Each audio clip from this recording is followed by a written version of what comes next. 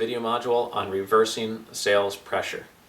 Lots of times in sales, especially if you're new to a niche, new to a product type, or maybe just starting out your career and you only have a year or two of experience, you might really feel like you're desperate to make a sale. You might be under a lot of pressure to make sales.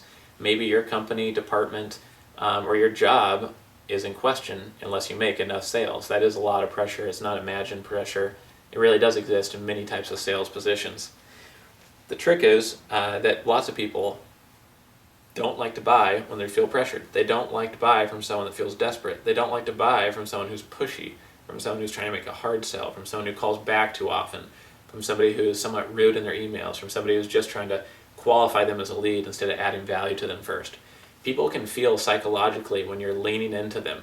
It's the same if you're desperate to make friends at a new place. Somebody might be scared away from someone who asks them to hang out every day of the week. Somebody might be scared away from someone who asks them too many questions about their personal life too early. They might question their motives. Same happens in sales. If you lean into somebody too heavily on a sale, they're going to back away to kind of balance the equation and get back to equilibrium. So what you want to do is keep the right amount of tension in the sales relationship. You want to give them value, back off, give them space. You want to get them interested, give them just enough space, but keep them interested to buy your product long term. This is really important, and it's something that's often overlooked within hard-driving sales environments. Sometimes they can create, in large companies, create this environment where people are very pressured to sell, and it doesn't create very good long-term relationships. It doesn't create expert or authority status in their industry. If they would instead reinvest their time in some of the strategies I'm about to present to you, I think they would set up a long-term platform for sales success that is much more repeatable and kind of evergreen than a short-term sale where somebody feels like they forget why they even worked with you in the first place, is really just because you were there at the right time and pressured them into it. So here's some tips on kind of reversing the sales pressure in your industry.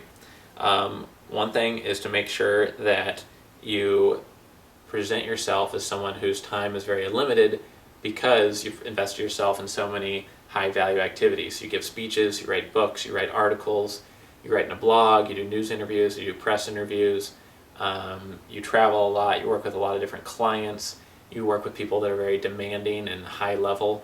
That's going to make people respect your time more, and they'll see you as someone who's a go-getter, someone who's working hard, who's very successful. Like, oh, that guy's bright. That's somebody I want to be partnered with. That's someone I want to work with. People want to work with people like that. People don't want to work with somebody who is desperate to make a sale, or who has all the time in the world, or who is always just trying to sell their product and they're never improving themselves, and they're never sharing knowledge with others or giving back to other people. Another tip is to make sure that when you're setting up meetings with the person or scheduling your time out, that you do only have certain times available, because in reality your time is limited and there's going to be some ideal times to meet with that person, whether it's early in the morning, whether it's around your other sales schedule.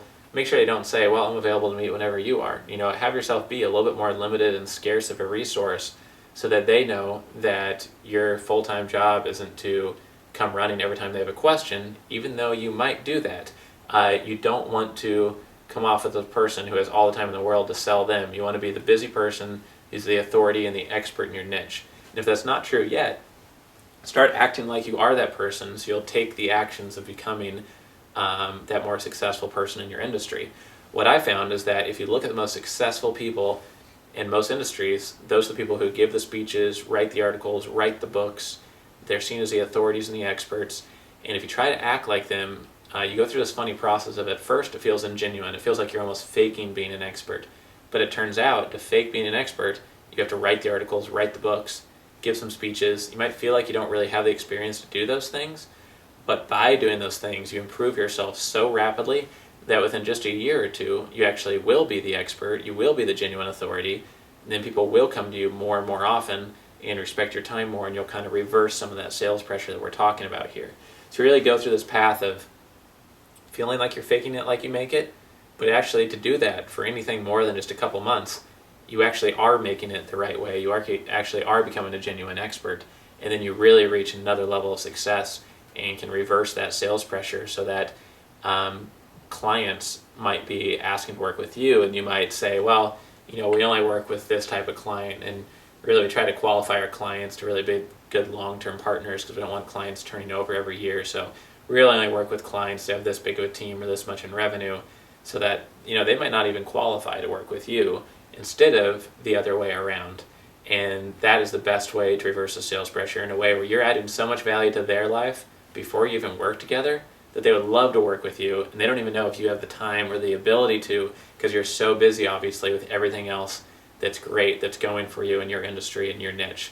That might sound extreme if you're in sales, especially if you're early in your career, but I guarantee you, if you work on this and you work very hard on it and you focus enough and you invest yourself in this process for 1.5 years, 2, 3 years, you'll see huge dividends, and it really will help improve your sales.